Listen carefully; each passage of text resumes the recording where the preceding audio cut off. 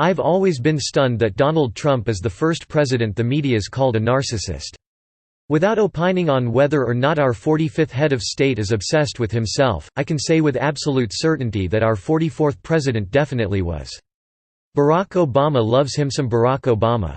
We saw this numerous times during his presidency, including most odiously at a memorial service for 5 slain Dallas police officers which the president turned into an advertisement for himself.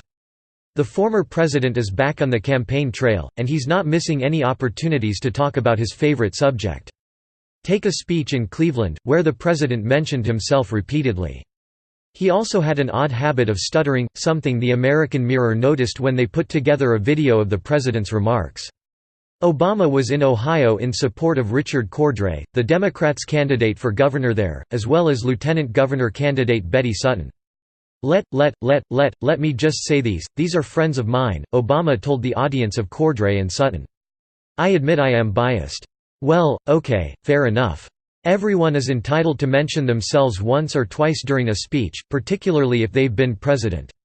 However, he kept on saying that they were both a friend of mine and that I have worked with them. Of Cordray, he noted that the candidate had my back even when some of you couldn't pronounce my name. Yep, we're still going with that quip in 2018. I understand that Obama's a dad, but that doesn't give him a pass on constantly making culturally loaded dad jokes. Hecklers, too, were about him. I always miss having at least one heckler up in here, he said. I can never really hear what they're saying, but I appreciate the exercise of free speech, and in the truer words were never spoken category, I know that sometimes, when I was president, even when I was a candidate, folks would say, Barack, you're talking too long, you're like too professorial, you're explaining stuff too much, he said. I think that was the excuse they may have given him, but that probably wasn't the reason that he was being called out for talking too long. The real answer probably has to do with how often Obama likes to pontificate on himself.